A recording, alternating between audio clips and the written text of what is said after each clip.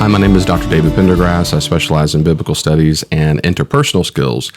In a recent Men's Health magazine, which has gotten incredibly boring and inclusive and leftist and woke and it just has. Now it's a propaganda magazine. It used to be propaganda for men's health. Now it's not. Now it's about all kinds of issues. There's, in the recent one, at the time of this recording, there are several pages of naked men. They don't show all their genitalia, but they're naked, and it shows stuff that the average heterosexual male just doesn't want to see. But one image is this of a person who is very overweight. As soon as you first glance at him, something looks a little off. He's very overweight. He's sitting on a bench, and there's a big quote at the top, and it says, "My body is a beautiful, layered, complex reflection of all that humanity can embrace."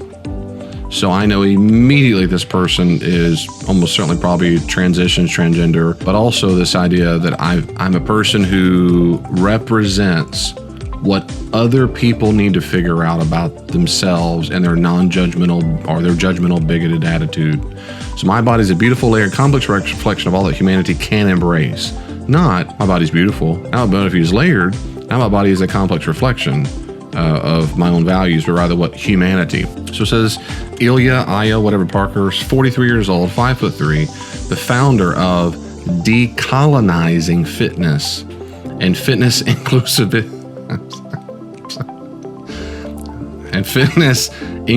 advocate. And so advocate is a big word these days. If you're gay, trans, lesbian, whatever, if you're not those things, the only way not to be considered homophobic, hateful, bigoted, racist, whatever it is you just say, I'm an advocate. And so advocate means I'm on the good guy side, and so don't cancel me.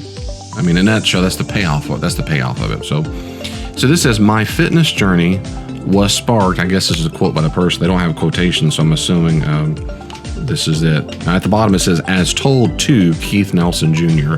So maybe someone typed this for this person. Anyway, my fitness journey was sparked by my need to attain gender-affirming medical care in my late 20s. My gender designation has never aligned with the truth I feel internally. Let me pause here for a second and say quick words about this.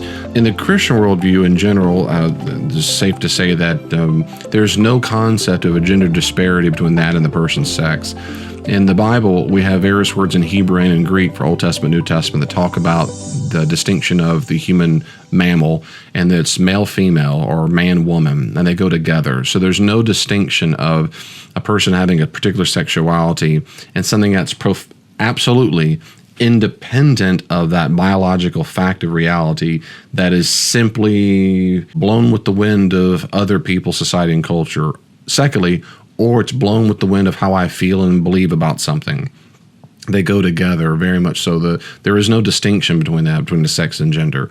And there are distinctions in the roles people have in life, but in general, they're minute. That is to say, in certain cultures, certainly in Judaism and Christianity, they have certain distinctions. Say a male's role in Judaism is basically provider and protector. What it looks like to provide for and what it looks like to protect might be different from the way I view it now as a Christian, of course. But in general, we do concur that in general my role is to provide and protect. And that's in general. And I would dare say, in my research, most males around the planet have a similar view, but not exactly the same. But in any case, the point is there's a distinction of the two halves. So in general, if an alien came down to Earth and said to a Christian, how do you divide the human species? And I would say, sure. And how do you do it? I wouldn't say it's an infinite amount. It's no. There's basically there are two halves. I mean, that's how it is. There's a male and a female. We need a male and female to have babies, and that's how that works. That's how we produce. That's how any mammalian species does that, and that's why we have those distinctions. It's who produces offspring, and that's the female. And the word that we use in American English for a human female is woman. You can say female too, but that means the same thing. And the one that can impregnate the female mammal, of course, would be male or man. That's not to say they can't have similarities and so forth, but there's not a massive distinction. So when a person says here right off the bat, my fitness journey was sparked by my need to attain gender affirming, that means to say, as he just says here, it's never felt aligned with my truth I feel internally. this very modern idea, and it is a modern idea, the idea of the 60s that gender is a separate thing that's fluid, is a modern idea for around the globe, and frankly, it is modern. Now, modern doesn't mean false, but it does mean modern. And when anything is modern, we have to ask the question: why is it? Is it a new discovery? Say, for example, it was modern at a time to realize that the universe was as big as it is, and it's modern as that develops. It was modern to discover that the Earth is not the center of the universe. That was modern at some point, and so forth. The question is: so is gender affirming the gender ideology in the same category as a scientific advancement? Is it a modern scientific discovery that we did not know this before, now we have discovered? I find that to be profoundly not the case and profoundly unpersuasive, absolutely unpersuasive, because of multiple reasons. But again, I'm getting off course a little bit, but it's all related, as my reflection on this article is. I do not think, for any reason whatsoever, certainly in the Christian worldview, that my feelings about a thing make a thing a thing. My feelings about a thing don't make a thing a thing. That is to say, it's a philosophical presupposition. My feelings or my disposition toward a thing doesn't give something ontology, and that means it exists. So my view is that things exist regardless of my feelings about them. Now, this is a basic assumption of every philosopher I've ever known or read ever in the history of certainly the Western world. And so I do find that very persuasive. That's not to say I find it persuasive just because they believe it. What I'm saying is this is not a newfangled modern idea David's come up with. This is a standard view amongst human thinkers forever, at least in the Western world for sure. I'm not as familiar with the Far Eastern thinkers as I am the Western. And certainly Middle Eastern thought that so. The Jewish worldview, I'm pretty familiar with that one too. It's all that to say I have no concept that my feelings. So for example, if I feel sad toward this microphone, it doesn't change the ontology of this microphone. And so when a person says it doesn't jive with the truth I feel internally, I immediately, my philosophical radar goes up to says that I fundamentally disagree with you, Ilya, how you pronounce this, Mr. Miss Parker. I fundamentally disagree with your concept that your feelings make reality. And see, not only do philosophers concur with that for the history of forever, psychologists have agreed with that. And the people who believed fundamentally, I'm skipping ahead, but people who felt strongly about something that was not true, they went to a psychiatric ward. They received medication for it. And that's what happened. Now, my other quick thing I'd say is, and I'll come back to that in a second, is what he means is that not they felt something, but they believed something. Those are different. And this is a very common misconception in today's culture. It is a very common misconception that my feelings and beliefs are coterminous. That is, they are synonymous. They're simply not. A feeling is something, is an emotional state I have in my soul. So I feel agony, I feel sad, I feel worried, I feel angry, I feel happy, I feel joyful. Beliefs are different. Beliefs are a particular cognitive view I have of something else. And so I believe that this microphone is here in front of me. I don't feel it's in front of me. That doesn't make any sense. You couldn't Google feeling chart, and there's billions of them out there, a feeling chart, and type in the words, microphone is in front of me. You won't find any feeling chart in the world that says microphone is in front of me is on any of the feeling charts. It's not a feeling. What you're saying is I believe it or I think it. So when a person says the truth I feel internally, that's an absolute perfect example of what we call in logic a category error. Feelings don't represent truth content. They're feelings. They can be rational or irrational, but they're not true or false. Beliefs or thoughts are true or false. That's based on reality. Feelings are a psychological, emotional state that I have. And so if a feeling is based on an irrational so forth, or it's based on a rational belief, fine. If I think there's a bear in the room and I feel scared, my feelings of fear are not true or false. They might be rational, that is, they're predicated upon something that really is true. There is a bear in the room, or if it's false, then it's an irrational fear. But the feeling is still fear. It's not a true or false feeling. It's just feelings. I listen to them. And this kind of gibberish is everywhere in the world today. Certainly the Western world. Sorry, I don't know the whole world, 8 billion people. But in the Western world, in the Western media, TV shows, movies, articles, and magazines, this kind of view is celebrated, and it is philosophical and moral and theological gallimacious. It's garbage. It's gibberish. This makes no sense at all. So if a person came and forever, for 150 years in psychology, a person came to said, I know that people around me say that my name is David, but I'm convinced, I really do believe, I really passionately believe, really believe that I'm a king, and I'm King David. Now, if I really believe that, the very next step after someone laughed for a while, and they go, really I am. So in response to my belief that I am King David, you must genuflect, in the Latin. You must bow down. You must bend a knee every time you see me enter the room. You must genuflect, and you must call me King David. You must bring to me taxes, because you're in my territory. You're in my land. And I will build a small army, a militia army, and so forth to support. I'm going to build a capital. It's going to be called Jerusalem because it is Jerusalem.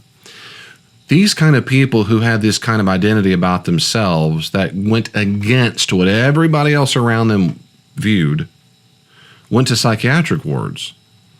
And when you go to a psychiatric ward, what you do not do is side with the patient's identity. You don't have caretakers, the psychologists, psychiatrists, walk in the room and genuflect and give King David your money. Why? Because that's stupid, because I'm not King David, because someone in the room has a disorder and someone doesn't. And how do we know the difference? Because the facts, reality.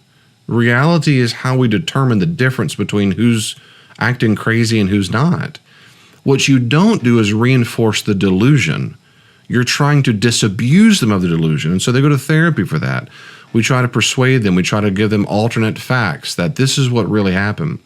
It's a perfect example in a great movie, a thriller, great movie. I guess I can give away the facts a little bit. If you haven't watched this movie yet, spoiler alert, and that's a movie called Shutter Island. And it's a great thriller. It's got Leonardo DiCaprio. It's got some language in it, but boy, it's a great movie. This guy is convinced. He's convinced. He believes his truth. He is passionately convinced. He, in fact, is an investigator. He works for the police department, and there's been a murder. Someone's missing, and he's coming on this island to figure out what's going on. And the whole thing is a ruse. Everybody around him knows that's just not true. And the goal is to get him to see the truth, which is he has developed this internal truth for himself and as a defense mechanism in response to some trauma he went through years ago. And the huge breakthrough in the movie is when he finally comes to accept reality. Well, while the movie itself is fiction, as far as I know, is not predicated upon any real issue that happened, a real reality, the fundamental idea that the cutting edge therapy that was done at the time, in that movie rather, to get the patient to see the truth is standard psychological practice. Because the standard psychological view is that if you side with a delusional person, you are in fact harming them. I'm not King David. And so that's not good. You're not seeing reality right. And my goal, because I love you and care for you, is help you see reality. So I might feel good by pretending I am. Okay, you still go to a psych ward. That's the way it's always been until about the 60s or 70s, and now it's different. So now the DSM and so forth have changed. And so now what happens is, you can no longer say that or do that because it really, well, there's a couple reasons. One is you can't say or do that anymore. You can't, you can in certain circumstances. There are people who still live at psychiatric wards. People have fundamental misunderstandings about who they are. They're all over the world. The problem is, the issue is they can have people like that in psych wards now because it's still socially acceptable to do so. That's why. It's not because doctors have changed their mind about these things, because it's socially acceptable. Whenever there becomes a movement to fight back against that and say all you white supremacist, patriarchal, arrogant, horrible people who decided that these people can't have these views. Who are you to say that? They'll be out. They will be out in a heartbeat. If the person has the personality dissociative disorder, if they think they are a supervillain and they want to go kill people, you can't say no to that because that's their personal truth. If they really are in love with children, you say that. And so you can't do that. But they haven't said that so far. So right now you can say no, therefore you need to go get treatment for it. But if there's a big movement, which happened back in the 60s and 70s for this kind of stuff, when a movement happens and there's a lot of money behind it and you get a lot of money, millions and millions of dollars on surgeries, all of a sudden that's the case. Okay, so back to the quote.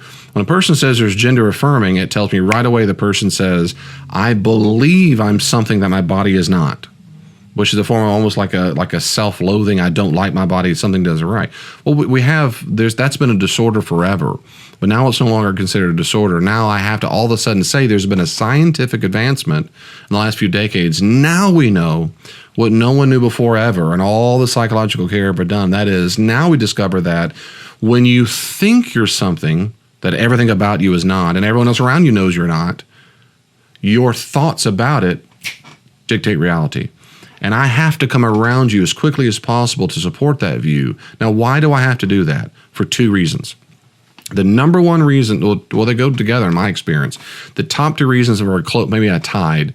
The reason why I have to make sure I affirm who you think you believe you are. If you think you're King David, you are King David. One is because everybody knows I can't judge you. I can't tell you what you're thinking is wrong. That means judge. I can't tell you what you're thinking is wrong. That's the biggest no-no possible. And that's the biggest sin in American lips. You cannot do that. The second reason is because, and this always makes the rounds, the second reason why I can't tell you, David, you're not King David, is you'll go kill yourself. Or you might go kill yourself. Or there's been some studies that demonstrate you're more likely to kill yourself. Because of those two reasons, I have to say, you are King David, you are King David, you are King David. And you have to genuflect and give me the money. And that's the whole payoff of this video anyway. I just want you to send me your money and genuflect when I walk in the room. So, and I'll talk about another video about those, if those reasons are persuasive for us to no longer consider these disorders. So all that to say, that's how this person's gender. So this tells you right away that means person was a female. That explains why this person does look more like a female. Okay. And then the person goes on and says, living in a rural, automatically I know that means they're judging it. She's judging it. Conservative state resulted in few doctors able to care for transgender patients. Able to care for. I wonder if that means they didn't want to. But my physician told me I had to lose weight, which wasn't based on any medical diagnosis. The personal trainers I talked to also didn't support me. Okay, pause there for a second. You hear that language? So if a doctor says it's not based on medical diagnosis, you need to lose some weight, I'm not there. I'm not the physician. I'm saying if a person says it's not because of medical diagnosis, it can be because the doctor's correct. It's got to be because he wasn't supporting me. That's it. Bottom line is, you don't like me. You hate transgenders. You want to kill us all. You're supporting me to commit suicide. That's your problem. It's not because you have facts or reality or scientific data. It's because you don't want to support me. Personal trainers didn't support me either. They said things like, quote, you're always going to be a woman. You're just fat.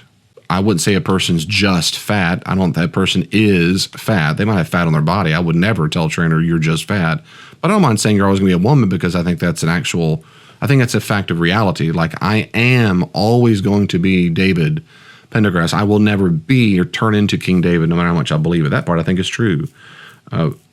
Anyway, with my back, end quote, and the person of that trainer, they said things like, you're always going to be a woman, you're just fat.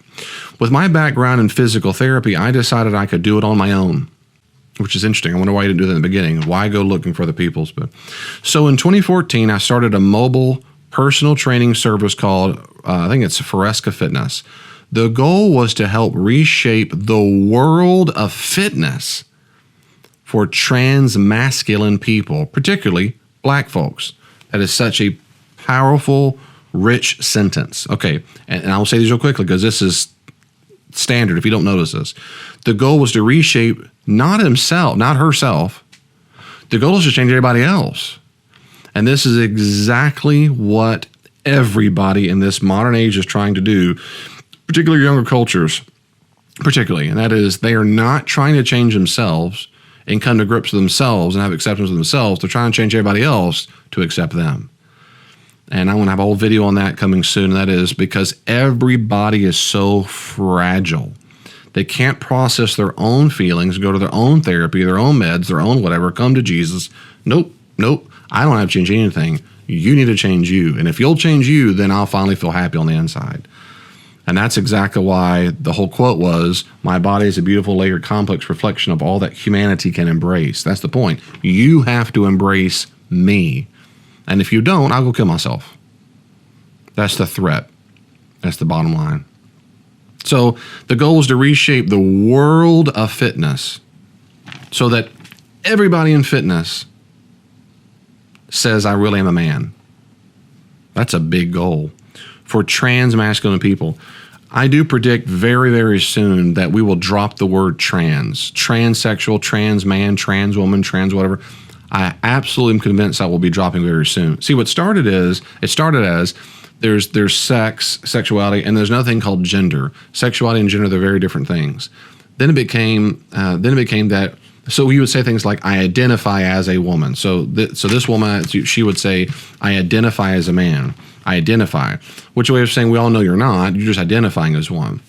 And then it became, why? Because I feel that way.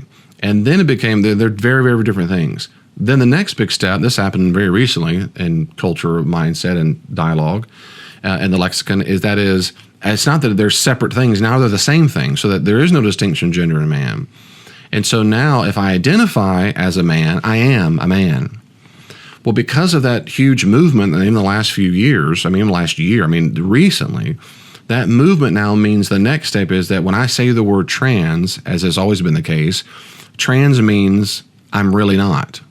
That's what trans means. I mean, I know it doesn't mean that. It comes from the Latin, the Greek.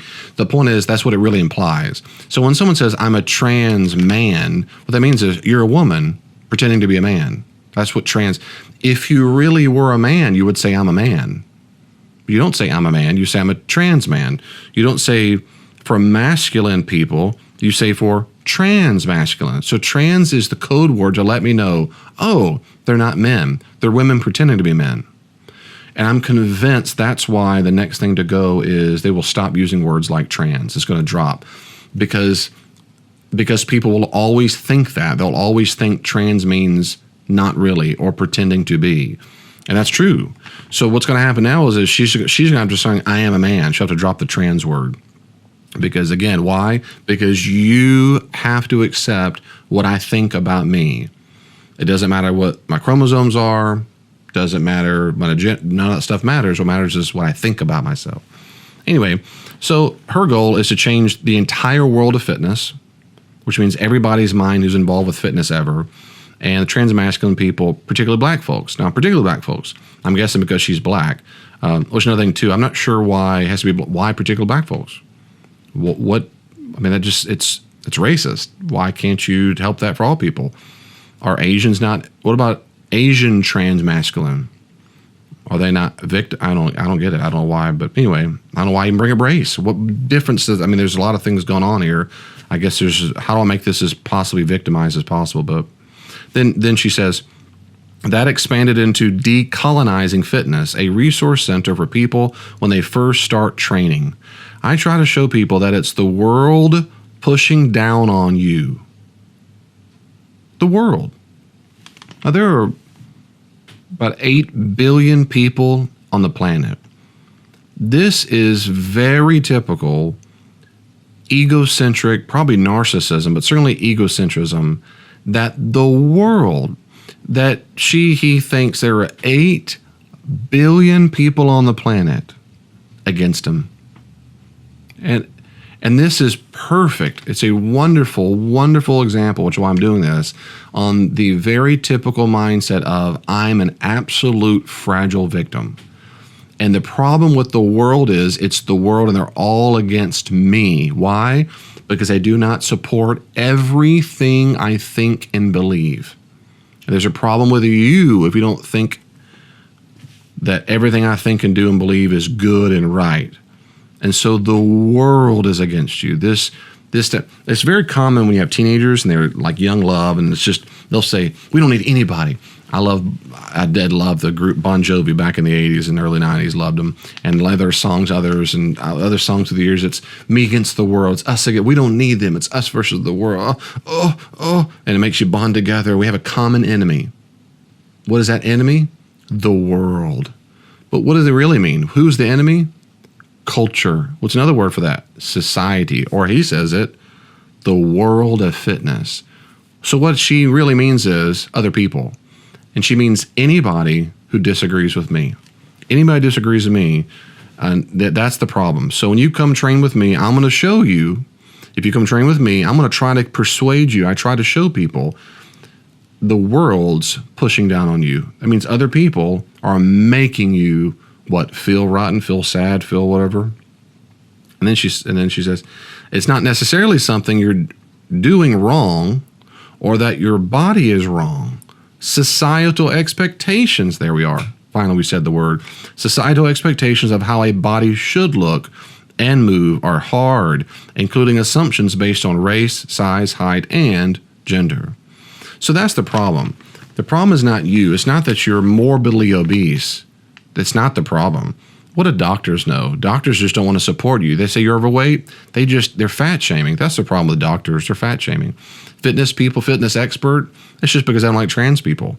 That's it. They hate, they're homophobic. That's the real problem with their all that science and how the body works. It's just, we all know that the scientific claims on reality, so-called reality, are really just white supremacy. It's the world judging us, looking down upon us. And so the next question is, I'm going to ask the question, why go through training?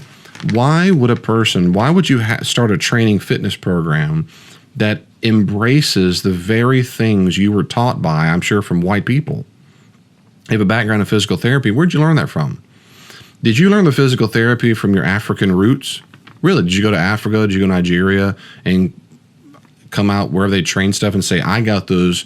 I have not been tainted by the world. I came from Mars. I came from a black race on a different planet, not tainted by the world at all, and my fitness program is otherworldly. I bet not.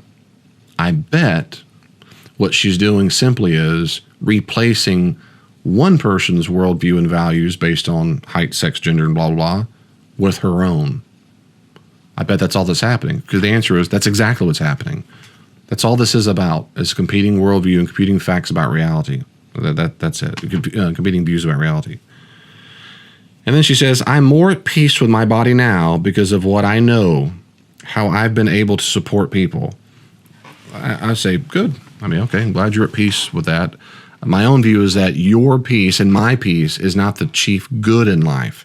As a Christian, my chief good in life is to obey Jesus, to do it as his way. It's not to feel at peace with myself, because frankly, I don't always feel peace with myself. There are times I really do not feel peace with myself. Sometimes I'm very disappointed in my own behavior, my own thoughts, my own speech, and then I'll go, sometimes I feel guilty. My goal is not to feel peace all the time. My goal is to be righteous all the time, and I'm going to do that be the Holy Spirit. But anyway, I always, now she didn't say that's her number one goal in life. I'm not saying that. I'm just saying the fact that she said, of all the things she said, I'm more at peace with myself is interesting. I wouldn't occur to me. I would say, who cares if I feel at peace? Anyway, then she said, I always enjoy working with my clients because I witness them develop a more healing connection to movement and their bodies. There you go. Well, good. That's good. So you witnessed that. There's my quick thoughts on that. I guess fairly quick on all this stuff. If you have any questions, write them down below in the comments and tell me your thoughts, or share this if you'd like to. If you'd like to have the articles you want me to read and give my thoughts on them, I hope so. I'll do the best I can. God bless you. I'll see you next time.